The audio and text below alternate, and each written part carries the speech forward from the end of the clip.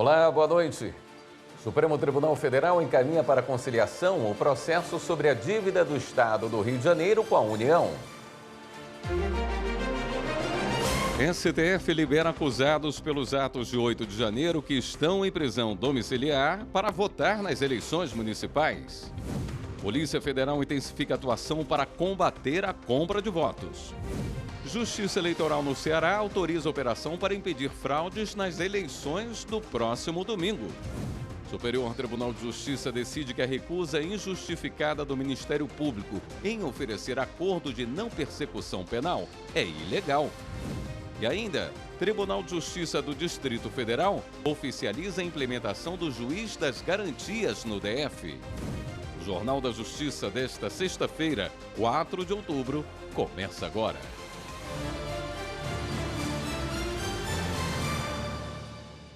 A gente abre esta edição do Jornal da Justiça falando sobre eleições, já que no próximo domingo, mais de 155 milhões de brasileiros devem ir às urnas. E a gente vai direto ao TSE saber como estão os preparativos da Justiça Eleitoral para esse momento tão importante da nossa democracia. Repórter Maíla Lara está no Centro de Divulgação das Eleições. Oi, Maíla, boa noite. Boa noite, William. Boa noite a todo mundo que está assistindo a gente. Faltam 2 dias para as eleições 2024 e o Tribunal Superior Eleitoral está preparado para o grande dia, primeiro turno, dia 6 de outubro. Eu estou aqui no TSE, no 3º andar, onde fica localizado o Centro de Divulgação das Eleições. É daqui que vão sair todas as informações, não só para o Brasil, mas para o mundo, porque é aqui que a imprensa trabalha. Bom, eu vou mostrar a estrutura para você que está em casa nos assistindo, mas antes eu acho importante lembrar as eleitoras e os eleitores que amanhã é o último dia para baixar o e-Título. Sabe aquele aplicativo do título eleitoral no celular? Pois é, não esquece de baixar. Bom, vamos lá? O CDE é onde a imprensa vai trabalhar no dia das eleições. E ele é essencial porque é daqui que vão sair todas as informações, não só para o Brasil, mas também para o mundo. O Rodrigo, nosso cinegrafista, está mostrando o espaço para vocês e eu quero contar alguns detalhes. O CDE 2024 tem aproximadamente 530 metros quadrados, acesso à internet, espaço de trabalho, pré-entrada ao vivo, também tem copa, banheiro, mini auditório e já está prontinho para o grande dia. Bom, além disso, o CDE também abrange o térreo do tribunal. Lá embaixo a gente já instalou alguns food trucks e tem toda uma estrutura montada para receber as pessoas que passarem por aqui nesses dias que antecedem as eleições e também do primeiro turno. Como você pode ver, William, a gente está preparado e eu volto com você aí do estúdio. Isso, o trabalho duro já começou. Obrigado, Maíla. E você sabe que horas começa e termina a votação no primeiro turno? Veja agora com Mariana Fabre.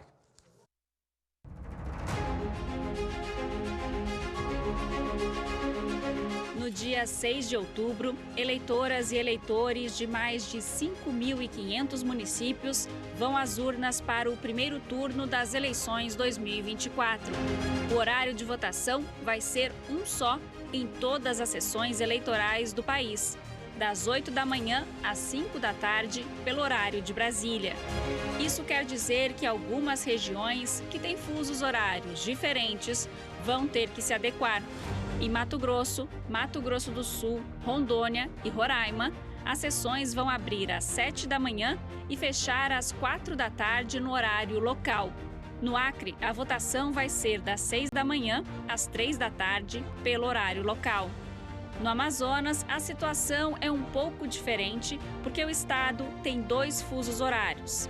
Então é o seguinte: a votação será entre 6 da manhã e 3 da tarde no horário local em 11 municípios: Amaturá, Atalaia do Norte, Benjamin Constant, Eirunepé, Envira, Guajará, Ipixuna, Itamaraty, Tabatinga, São Paulo de Olivença e Jutaí. No restante do Amazonas, as sessões ficarão abertas entre as 7 da manhã e 4 da tarde no horário local. Então, fique atento ao relógio. Em 6 de outubro, a votação em todo o país vai seguir o horário de Brasília. A Justiça Eleitoral autorizou uma operação no Ceará para impedir fraude nas eleições do próximo domingo. Anderson Arcoverde tem as informações. Os policiais receberam apoio da Promotoria Eleitoral de Canindé e cumpriram 9 mandados de busca e apreensão em Fortaleza, Canindé e Choró. As investigações começaram após denúncias de que um suposto esquema de compra de votos foi montado por um grupo criminoso que já atuava com fraudes em contratos públicos para financiar campanhas eleitorais. Apenas com um dos envolvidos, a polícia apreendeu R$600 mil em dinheiro, que seria usado para a compra de votos. Nos depoimentos, os envolvidos revelaram que o grupo tentou influenciar as eleições em outros municípios. Os policiais mantêm as buscas para apurar a extensão do esquema criminoso nas eleições municipais do estado. E a Polícia Federal intensifica a atuação nas eleições deste fim de semana para combater a compra de votos. Acompanhe os destaques de hoje. A Polícia Federal apreendeu hoje no Rio de Janeiro mais de R$1.800.000 em espécie que estavam em caixas de papelão. A suspeita é de que o dinheiro seria usado para corrupção eleitoral. Com esta apreensão, a terceira nesta semana, a polícia contabiliza até aqui a apreensão de quase R$4 milhões em ações de combate à corrupção. No Ceará, a PF apreendeu R$133 mil com 2 pessoas que foram levadas à superintendência em Fortaleza para prestar esclarecimentos. A origem e o destino do dinheiro vão ser investigados pela polícia, que instaurou inquérito para apurar possíveis crimes de lavagem de dinheiro. Em Teresina, no Piauí, 4 pessoas foram presas em flagrante por compra de votos. Durante a ação de monitoramento no evento político, os policiais federais abordaram os envolvidos no instante da entrega do dinheiro. 10 pessoas foram levadas à sede da PF para prestar esclarecimentos. 4 foram presas por supostos crimes de corrupção eleitoral e de associação criminosa. Em São José do Rio Preto, São Paulo, a PF investiga possível manipulação de pesquisas eleitorais de intenção de votos para prefeitos em cidades da região. Segundo as investigações, o investigado teria abordado candidatos em cidades da região, oferecendo seus serviços e prometendo ajustes nos resultados das pesquisas para favorecer quem o contratasse. Durante as buscas foram apreendidos celulares, computadores, documentos e R$157 mil. Em Sorriso, no Mato Grosso, a Polícia Rodoviária Federal interceptou um veículo Toyota que desobedeceu a ordem de parar. Na ação, os policiais encontraram uma caixa com cerca de R$300 mil. Como não havia comprovação de origem, o motorista foi encaminhado à polícia junto com o dinheiro. Nessas eleições municipais, as Forças Armadas vão empregar 23 mil militares da Marinha, do Exército e da Aeronáutica. A atuação vai ser em 15 estados, com auxílio em ações de logística e segurança. Coordenado pelo Ministério da Defesa, o apoio das Forças Armadas inclui viaturas, blindados, embarcações, navios e aeronaves. O Tribunal de Justiça do Distrito Federal acaba de implantar Juiz das Garantias, criado com o pacote anticrime. Esse juiz deverá ser adotado pela Justiça Estadual, Federal, Eleitoral e Militar e já existe em vários países desde a década de 70. A repórter Viane Novaes explica como ele vai atuar. Márcio Evangelista é juiz da 2ª Vara Criminal de Brasília. No passado, quando ele recebia um caso, participava de todo o processo, da fase de investigação até o julgamento. O mesmo juiz que estava durante a fase da investigação era o juiz que participava depois do processo criminal. Agora, cada caso terá 2 magistrados, o juiz das garantias para a investigação e o juiz da causa para a análise da ação penal. Vão ter 2 fases bem distintas, isso é uma evolução do devido processo legal, vem garantir ao réu essa isenção, essa imparcialidade do juiz da causa. O juiz da causa não vai participar de nenhum ato durante a investigação. O juiz das garantias foi criado na Lei Anticrime de 2019. Ele acompanha a investigação da polícia e do Ministério Público, verifica se tudo está dentro da legalidade e pode adotar medidas cautelares como prisão preventiva, quebra de sigilo e busca e apreensão. A atuação dele vai até quando o Ministério Público oferece a denúncia à Justiça. Em agosto de 2023, o Supremo Tribunal Federal estabeleceu 1 ano para a implantação do juiz das garantias pelos tribunais. Esse prazo agora foi prorrogado por mais 1 ano. O Conselho Nacional de Justiça editou uma resolução com as normas gerais para os tribunais fazerem a mudança. Nessa quinta-feira, o Tribunal de Justiça do Distrito Federal implementou o juiz das garantias. O desembargador Roberval Bellinati lembrou que esse tipo de juiz já existe em vários países.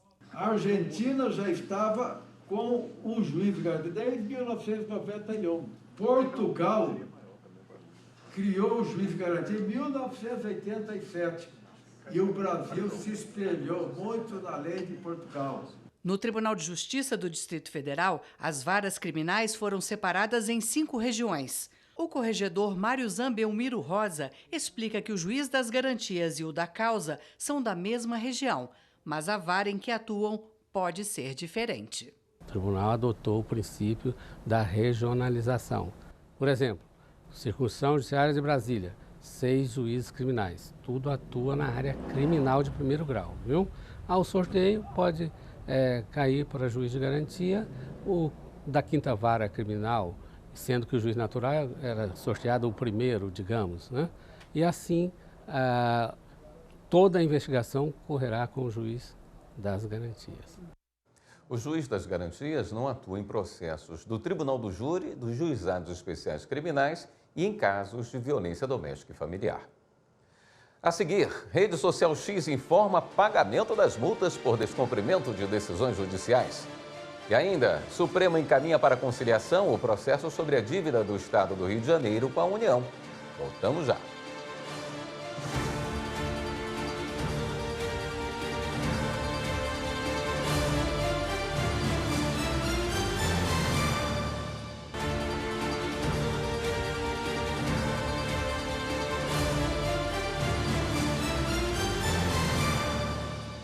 A Rede Social X comunicou ao Supremo Tribunal Federal que fez o pagamento integral das multas impostas por descumprimento de decisões da Corte.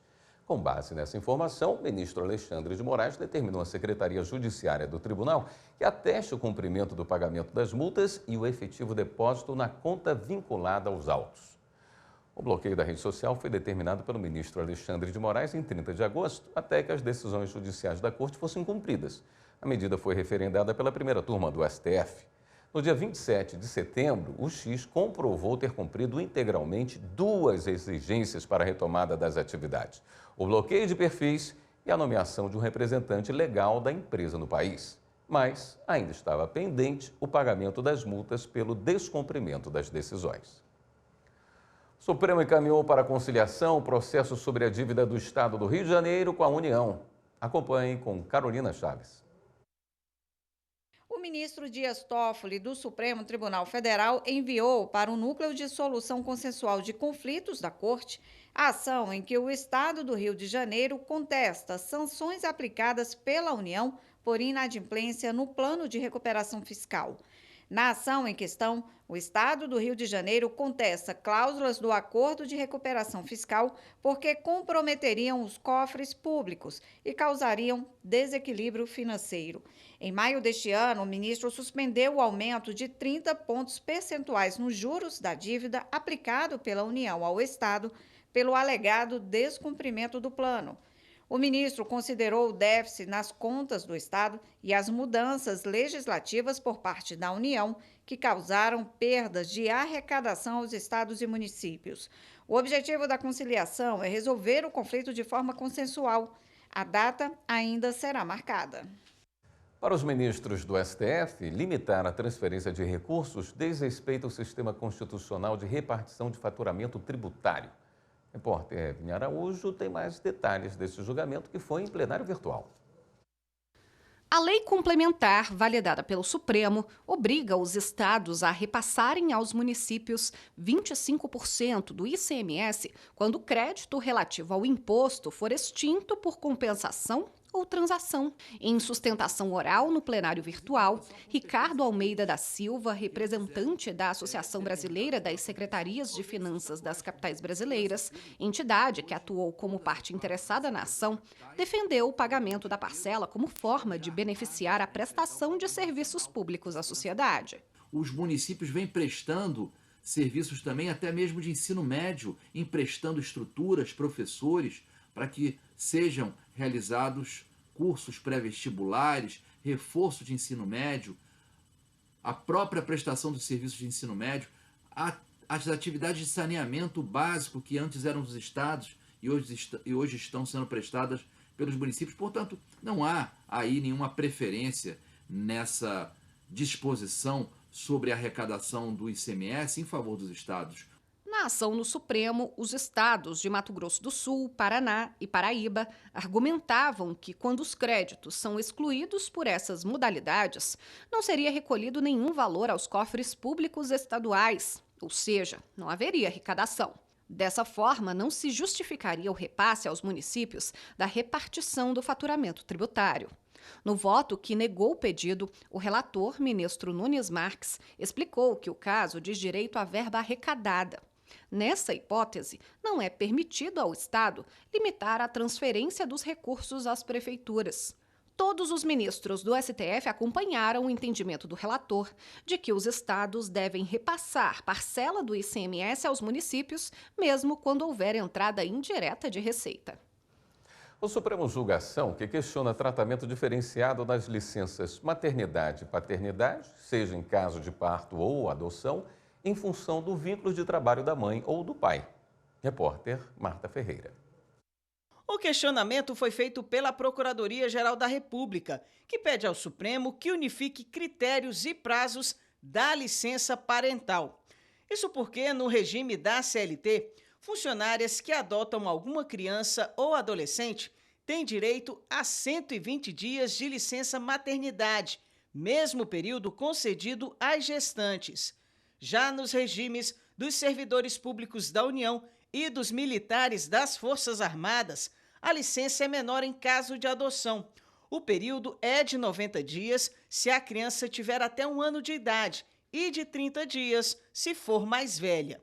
No regime dos servidores no Ministério Público da União, a licença maternidade em caso de adoção dura 30 dias e vale apenas se a criança tiver até 1 ano de idade. Para a PGR, essas regras devem ser revisadas com base nos princípios constitucionais da proteção da família, da igualdade e da liberdade de planejamento familiar, inclusive no que se refere à prorrogação de prazos. A ação pede ainda que a mãe, caso queira, possa compartilhar parte do período de licença maternidade com o companheiro ou a companheira.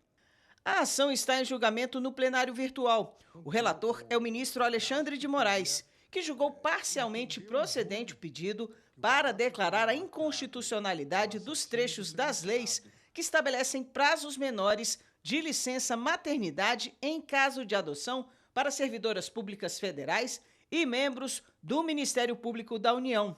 Moraes destacou que, ao diferenciar o tempo de licença conforme o tipo de maternidade, em prejuízo da maternidade adotiva, as normas impugnadas foram discriminatórias em relação a essa forma de vínculo familiar, o que contraria diretamente o texto constitucional e a jurisprudência desta Corte, que não admite diferenciações dessa natureza.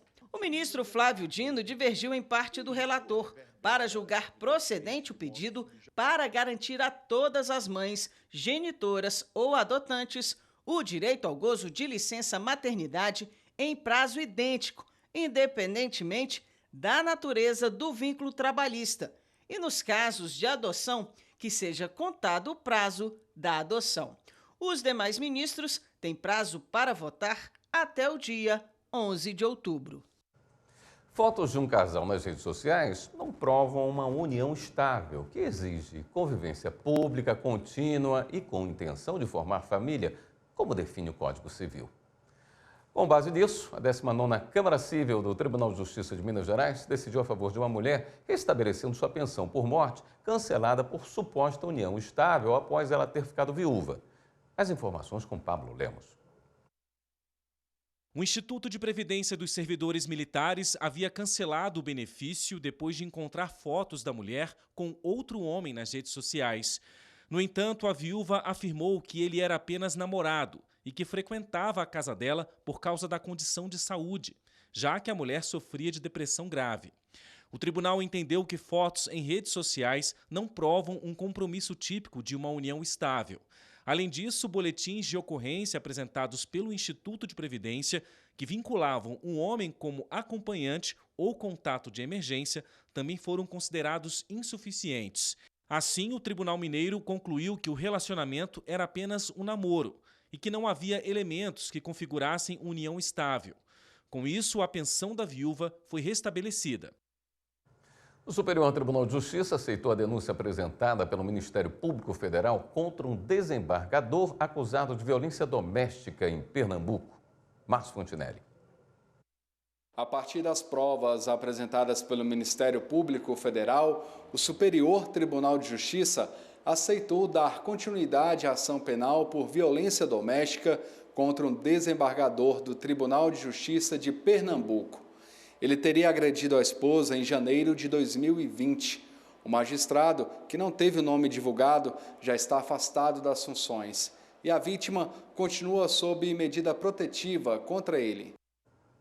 A morte simultânea de um segurado e da herdeira não afasta o direito dos filhos dela à divisão do seguro.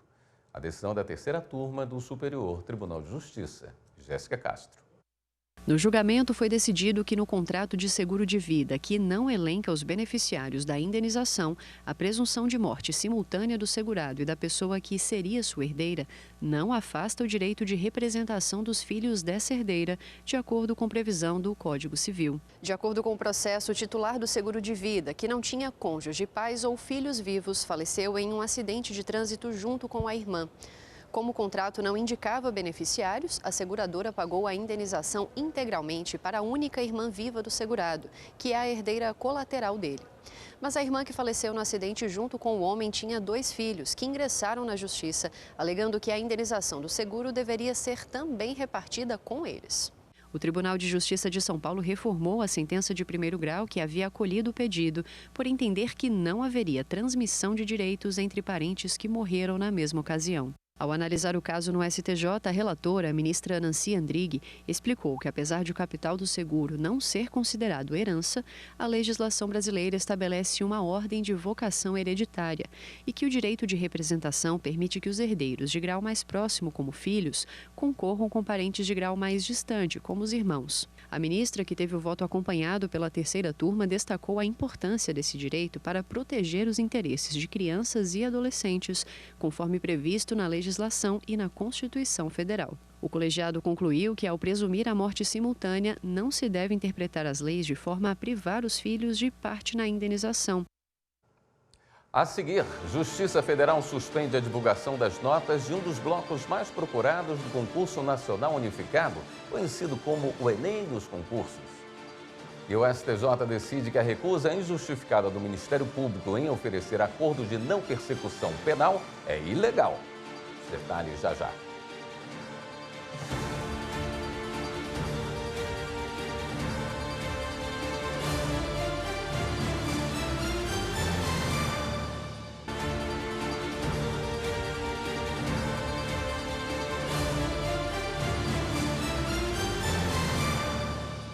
A Justiça Federal suspendeu a divulgação das notas de um dos blocos mais procurados do Concurso Nacional Unificado, conhecido como o Enem dos concursos. A suspeita é de vazamento de informações antecipadas. Quem traz os detalhes é o repórter Pablo Lemos. A decisão da Justiça Federal considerou a possibilidade de vazamento da prova durante a aplicação em um colégio no Recife, em Pernambuco. A suspeita é de que os fiscais teriam cometido um erro ao entregar a prova pela manhã, que deveria ter sido aplicada à tarde. Apesar de terem recolhido as folhas, os estudantes teriam tido tempo de ver as questões. De acordo com a Justiça, as provas apresentadas indicam que os fatos não se limitaram à violação do malote, mas avançaram para o vazamento do conteúdo, e acrescentou que isso viola a isonomia entre os candidatos e contamina o prosseguimento do concurso, o que exigiu a atuação do Judiciário. O vazamento das informações é referente ao Bloco 4, um dos mais procurados pelos concorrentes do CNU, com mais de 300 mil inscritos. São vagas com altos salários para auditores fiscais do trabalho e médicos, por exemplo. O processo foi movido por participantes do concurso que suspeitaram de irregularidades. A União se manifestou no processo dizendo que a troca das provas não foi capaz de afetar a aplicação, nem o sigilo das informações, e que, portanto, não houve violação de direito coletivo a ser resguardado por meio de ação. Mas a liminar da Justiça proibiu o governo de divulgar as notas até o julgamento final do caso. A União ainda pode recorrer. O Tribunal de Justiça de Mato Grosso e a Secretaria de Segurança Pública do Estado assinaram uma portaria para fortalecer as ações desenvolvidas para a melhoria do sistema prisional e ressocialização de recuperandos. Veja na reportagem de Luana Dalbian. O Tribunal de Justiça de Mato Grosso e a Secretaria de Segurança Pública do Estado assinaram a portaria para a implantação do Comitê Estadual de Políticas Penais em Mato Grosso. Além dos poderes judiciário e executivo, o comitê também conta com representações de outros órgãos, sociedade civil e conta ainda com apoio técnico do programa Fazendo Justiça, do Conselho Nacional de Justiça e do Programa das Nações Unidas para o Desenvolvimento. O comitê é um grupo que vai fortalecer as políticas penais no Estado e promover a articulação em favor da elaboração e implementação do Plano Estadual Distrital Pena Justa. É exatamente por isso que esta parceria se revela como necessária para encontrarmos as prioridades, para estabelecermos as linhas de ações para resolver dentro dessas prioridades apontadas, resolvermos com alocação de recursos e, claro, promovendo item a item, campo a campo, as melhorias necessárias que ainda precisam ser implementadas. O Comitê Estadual de Políticas Penais aqui em Mato Grosso será um importante espaço de governança para a implementação e o monitoramento da Central de Regulação de Vagas. Portanto, a coordenação será compartilhada entre o Grupo de Monitoramento e Fiscalização do Sistema Carcerário e Socioeducativo, GMF, e a Secretaria Adjunta de Administração Penitenciária do Estado. Eu digo que o Estado de Mato Grosso já saiu na frente porque trabalha há 6 anos na melhoria do sistema prisional no Estado. Nós saímos de uma capacidade de pouco mais de 6 mil vagas para aproximadamente 12 mil vagas. E contamos que dentro de um ano, de mais 12 meses, nós possamos ter mais número de vagas do que número de presos. Mas há outras ações a serem empreendidas. Nós precisamos melhorar a ressocialização dos nossos reeducandos. Precisamos trabalhar na capacitação deles, na educação, na profissionalização e criar perspectivas quando eles deixarem o sistema prisional.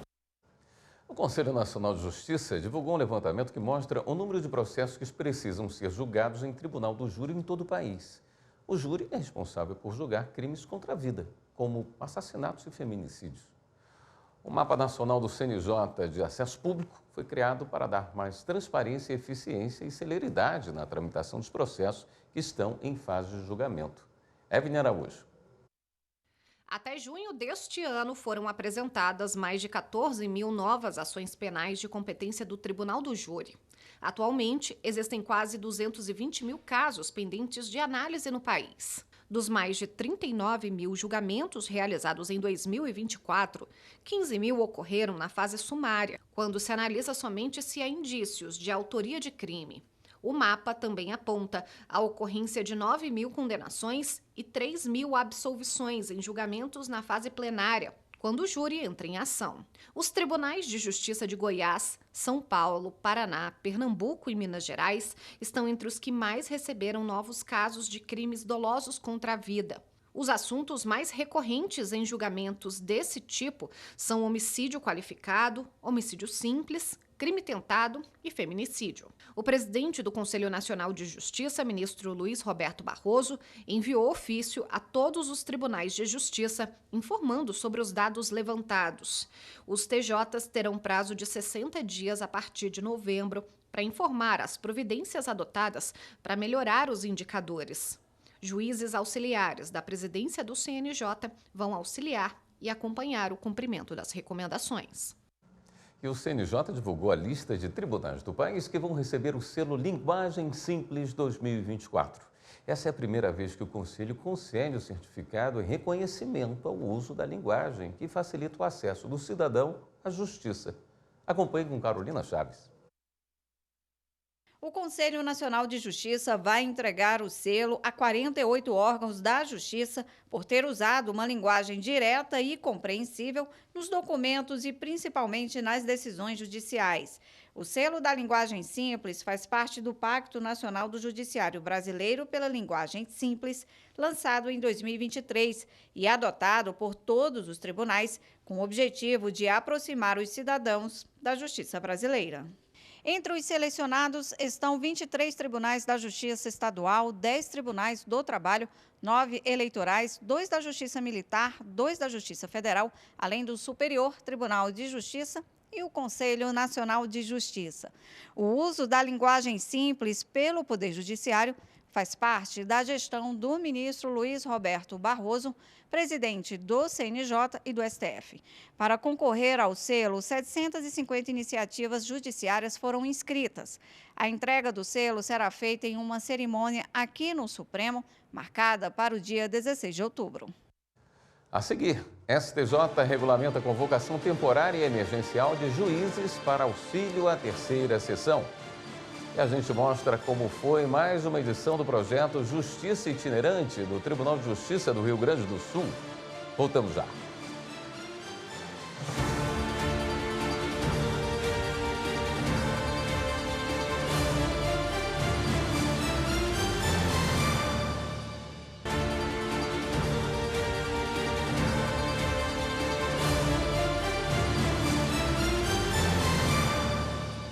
O Superior Tribunal de Justiça decidiu que a recusa injustificada do Ministério Público em oferecer acordo de não persecução penal é ilegal e autoriza a rejeição da denúncia.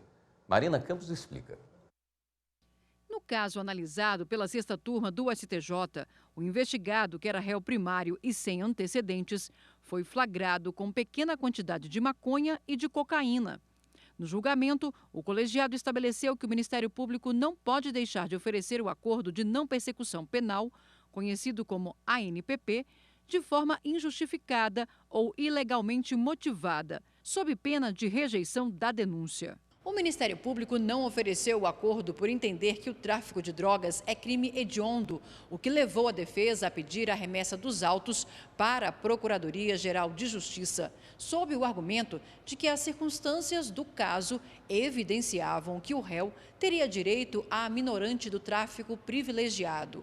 A remessa dos autos foi negada na primeira instância, mas ao final da audiência, em alegações finais, o próprio MP pediu a aplicação da causa de diminuição de pena, o que foi acolhido na sentença sem recurso ministerial. Ao votar pelo provimento do recurso da defesa no STJ, o ministro relator, Rogério Schietti Cruz, ressaltou que a oferta do acordo de não persecução penal é um dever do Ministério Público e não pode ser feita com base em conveniência, porque a ação penal tem natureza subsidiária, devendo-se buscar soluções consensuais antes de iniciar um processo judicial. Ele também mencionou que a recusa injustificada pelo MP pode levar à rejeição da denúncia por falta de interesse de agir. Seguindo o entendimento do relator, o colegiado da sexta turma determinou que o caso fosse reavaliado pelo Ministério Público, reconhecendo que a recusa, sem fundamentação adequada, contraria a lei. O Superior Tribunal de Justiça regulamenta a convocação temporária e emergencial de juízes para auxílio à terceira sessão. Repórter Samanta Peçanha. Após resolução aprovada pelo Pleno do STJ em 11 de setembro deste ano, o tribunal publicou a Instrução Normativa 32 de 2024, que regulamenta a resolução e permite a convocação de juízes federais e estaduais de primeira instância de forma temporária e excepcional para auxiliar os gabinetes dos ministros da terceira sessão, especializada em direito penal. Os juízes convocados vão atuar de forma remota, ou seja, não precisarão se deslocar para o STJ em Brasília. O período de convocação vai ser de 6 meses, renovável uma única vez por igual período. O normativo prevê um número máximo de 10 juízes por gabinete. A medida emergencial busca dar resposta ao crescimento de processos penais no STJ.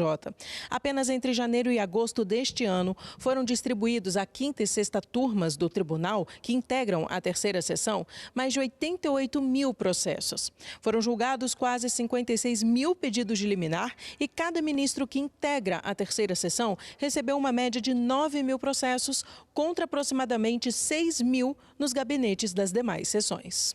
Os juízes interessados em trabalhar no apoio à sessão de direito penal deverão apresentar os seguintes critérios: ser magistrado vitalício de primeira instância, ainda que esteja atuando de modo temporário ou definitivo nas turmas e câmaras dos tribunais ou nos colégios e nas turmas recursais dos juizados especiais, não estar em exercício no Supremo Tribunal Federal, no STJ, no Conselho Nacional de Justiça e no Conselho da Justiça Federal, não estar em exercício na direção ou na secretaria de escolas de formação, da presidência, da corregedoria ou da vice-presidência de tribunais ou cumprindo mandato com prejuízo das funções jurisdicionais em associação de magistrados. Não estar respondendo à sindicância ou procedimento administrativo disciplinar nas respectivas corregedorias ou no CNJ, nem ter sido punido disciplinarmente e possuir experiência na área criminal. No Rio Grande do Sul, o projeto Justiça Itinerante do Tribunal de Justiça do Estado esteve presente no evento Dia da Responsabilidade Social de uma universidade de Canoas, levando atendimento jurídico de graça à comunidade. A reportagem é de Mauro Bercoiser. A dona Núbia veio buscar informações sobre uma situação na justiça e para refazer documentos perdidos na enchente. Ela foi encaminhada para o atendimento e, para sua surpresa, o juiz era o mesmo responsável pelo seu processo. Na época, há 9 anos atrás, foi realizado um acordo entre as partes, mas por questões de não pagamento de pensão, o processo vai ser reavaliado. Eu cheguei aqui, deu tudo muito certo, estou aguardando agora para pegar a certidão de nascimento que nós perdemos na enchente e já passei com o juiz e foi o mesmo juiz que julgou a questão há 9 anos atrás. E ele agora sim me deu uma luz que vai dar tudo certo. Fui eu que fiz o acordo deles, um acordo de guarda, um acordo de convivência, um acordo de alimentos, em que se estabeleceu o valor dos alimentos e também na época tinha uma dívida de um valor X que se parcelou. O acordo foi homologado, o processo foi extinto e ficou um tempo ali arquivado. Está agora na fase de intimação dele para pagar a dívida, que já é um valor hoje bem grande, e de buscar bens, né? De buscar se tem carro no nome dele, se tem créditos no nome dele, até eu citei para ela, a gente busca às vezes FGTS, conta em banco, etc. E daí já foi dado o andamento do processo hoje mesmo. A gestora do projeto Judiciário Solidário, que engloba o projeto Justiça Itinerante do TJRS, desembargadora Gisele Anne Vieira Zambuja, destacou a importância de estar presente, próximo das pessoas, para resolver as necessidades daqueles que passaram recentemente pelo desafio das inundações, em que histórias e sonhos, além de documentos importantes, foram literalmente por água abaixo. Canoas foi uma das cidades que mais sofreu com essa enchente. É um povo realmente muito sofrido. Essas pessoas perderam absolutamente tudo. E é também função nossa, como disse o nosso presidente ontem, é a nossa função servir, ajudarmos essas pessoas de toda forma possível. Aqui no Salão Comunitário da Igreja São José Operário, é possível ver as marcas de onde a água chegou, 3,82 metros. O Justiça Itinerante do Tribunal de Justiça do Rio Grande do Sul, em parceria com a Universidade La Salle de Canoas, veio até aqui a região oeste da Matias Velho, em Canoas, para atender a comunidade que foi atingida pelas águas. Seu Isair teve a casa inundada, mora bem em frente ao centro comunitário. Ficou sabendo do atendimento do projeto Justiça Itinerante e veio para receber atendimento e resolver os seus problemas com documentações. Fui muito bem atendido, vim procurar para fazer o meu papel do meu imóvel, o meu papel de casamento e a minha identidade, que a água levou tudo, né? Mas fui bem atendido, muito bom. Como é que foi a situação aqui da enchente na sua casa? 3,82 metros de água, de altura. Ficou tudo embaixo d'água? Embaixo d'água, tudo, não sobrou nada. O evento da Justiça Itinerante em Canoas foi um convite da Universidade La Salle, que promove todos os anos o Dia da Responsabilidade. Essa parceria com o Tribunal de Justiça, que foi uma sorte muito grande de ter conseguido essa disponibilidade do projeto Justiça Itinerante, através do professor Diógenes, nosso coordenador. Então, aumenta muito o alcance dessa atividade social e que nos deixa muito felizes de ter conseguido fazer isso, alcançar esse tamanho todo, né? No próximo bloco, Justiça do Trabalho alerta para um golpe em que as vítimas são trabalhadores que têm algum processo trabalhista em andamento. A gente fala também sobre os avanços significativos da Constituição Federal na área trabalhista. Voltamos em instante.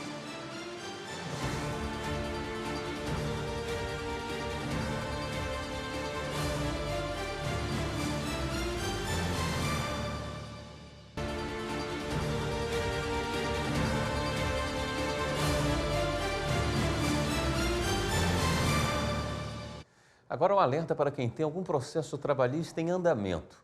Estelionatários estão aplicando golpes por meio de mensagens para enganar trabalhadores que aguardam a liberação de valores em processos. Os detalhes com a repórter Clarice Paula. Se você recebeu alguma mensagem por WhatsApp, e-mail ou redes sociais solicitando pagamento para liberar valores de processos trabalhistas, cuidado que é um golpe. A Justiça do Trabalho não adota a prática de cobrar custas processuais para liberar valores devidos a trabalhadores em ações trabalhistas.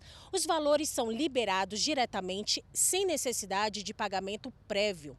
Para se proteger, procure um advogado ou tente conversar com ele pessoalmente ou por videochamada para ter certeza que não é outra pessoa. Outra recomendação é não clicar em links desconhecidos.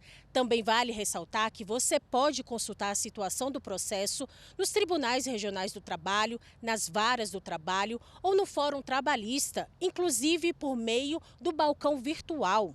Se você foi vítima ou se conhece alguém que foi enganado, denuncie por meio do Disque Ouvidoria da Justiça do Trabalho ou no telefone DDD 61 3043 8600 ou no canal de denúncia do Ministério Público do Trabalho. A Constituição Federal, promulgada em 1988, trouxe avanços significativos na área social, boa parte deles na área trabalhista. Vamos conferir quais são na reportagem da Manuela Borges. Promulgada no dia 5 de outubro de 1988, a Constituição Cidadã marcou a transição do regime militar para a nova república, depois de 20 anos de repressão aos direitos individuais e democráticos. Elaborada por uma Assembleia Nacional Constituinte, eleita um ano antes, os políticos levaram 20 meses para consolidar o texto que iria nortear o direito à educação, liberdade política, eleições diretas, direitos trabalhistas, garantia para os indígenas e a criação do Sistema Único de Saúde. Na promulgação da Lei Maior, o presidente da Câmara dos Deputados da época, Ulisses Guimarães, reconheceu que a Constituição não é perfeita, mas um norte para transformar o país. Declaro promulgada o documento da liberdade, da dignidade, da democracia, da justiça social do Brasil. Uma das grandes conquistas com a promulgação da Constituição de 88 foi a consolidação dos direitos trabalhistas urbanos e rurais. A Constituição trouxe a criação do Fundo de Garantia do Tempo de Serviço, FGTS. Estipulou o 13º salário, a remuneração extra para atividades noturnas, aviso prévio e o direito à greve. A Constituição ainda reduziu a carga horária semanal de 48 para 44 horas semanais ou jornada diária de 8 horas. Previu a remuneração do repouso semanal e das férias. Além disso, garantiu a licença maternidade por 120 dias e a licença paternidade de 5 dias. Antes da Constituição de 1988, já existiam leis para garantir o direito dos trabalhadores no país. A CLT, ou Consolidação das Leis do Trabalho, foi criada em 1943 pelo governo de Getúlio Vargas. Bem antes disso, em 1891, o então presidente Deodoro da Fonseca já havia baixado um decreto proibindo o trabalho de crianças com menos de 12 anos. Em 1907, outro decreto presidencial, dessa vez de Afonso Pena, autorizou a criação de sindicatos trabalhistas. E em 1919, o presidente Delfim Moreira regulamentou indenizações por acidentes de trabalho. A modernização do direito do trabalho brasileiro, com garantias fundamentais aos trabalhadores, que estabelece uma base sólida para as relações laborais, é destaque no cenário internacional. Apesar dos avanços, ainda há desafios a serem perseguidos, como, por exemplo, a garantia de salários iguais para homens e mulheres que desempenham a mesma função. Norma prevista na Constituição que precisou de lei federal para ser respeitada, como explica o presidente da Comissão de Direito do Trabalho da OABDF, André Santos. Infelizmente, ainda em 2024, nós ainda discutimos sobre isso, sobre discriminação salarial, sobre diferença salarial entre um trabalho prestado por homem e por mulher que não deveria. Temos outros direitos, por exemplo, licença paternidade. Até hoje nós não temos uma lei regulamentando. Alguns sindicatos colocam na convenção coletiva ou no acordo coletivo 30 dias, perfeitamente factível. Mas se nós tivéssemos uma legislação já especificando, olha, é tantos dias, estava acabado essa discussão. Mas nós não temos e acaba que tem que ficar discutindo isso. Agora uma atualização. Nós falamos há pouco do caso da plataforma X. Pois bem, o ministro Alexandre de Moraes do Supremo informou que a X realizou o depósito dos R$28.600.000 em multas devidas à Justiça numa conta errada.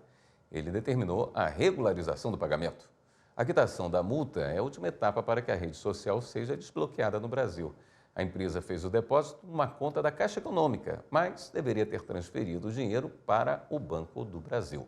Só depois do cumprimento das determinações, os autos devem ser encaminhados para a manifestação da Procuradoria-Geral da República. O programa Verde Novo do Judiciário de Mato Grosso, em parceria com a Energisa, promoveu atividades para alunos de escola de Várzea Grande. Repórter Fernanda Fernandes.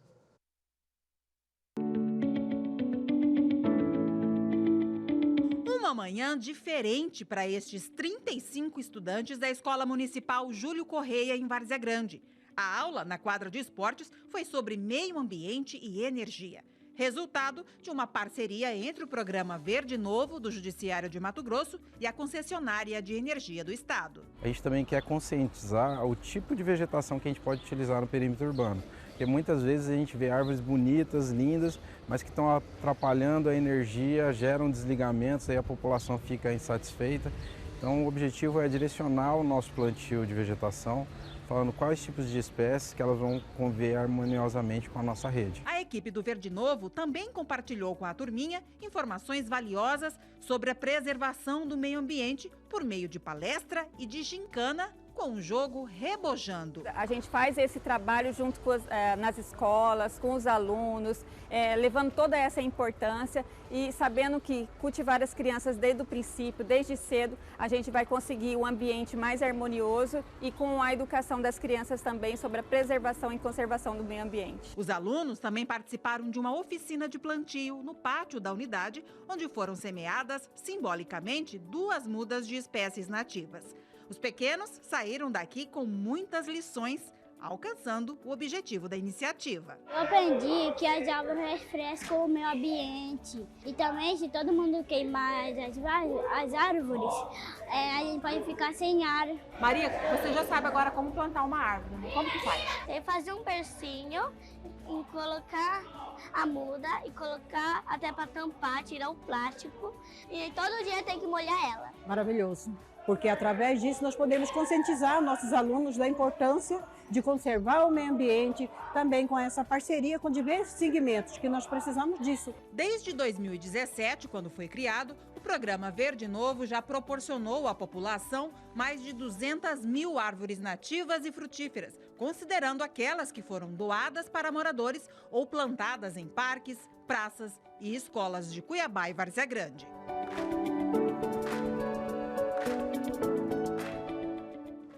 E a gente vai encerrar esta edição do JJ com as imagens de uma árvore que floresceu pela primeira vez no Bosque dos Tribunais, que fica ao lado do Superior Tribunal de Justiça em Brasília. A cerejeira foi plantada há 16 anos pelo ministro aposentado do Superior Tribunal de Justiça, Masami Ueda, para comemorar os 100 anos da imigração japonesa no Brasil. Para os japoneses, a árvore representa beleza e renovação. A espécie floresce no começo da primavera. É quando a gente se encanta com as flores cor-de-rosa. considerada uma das mais belas do mundo.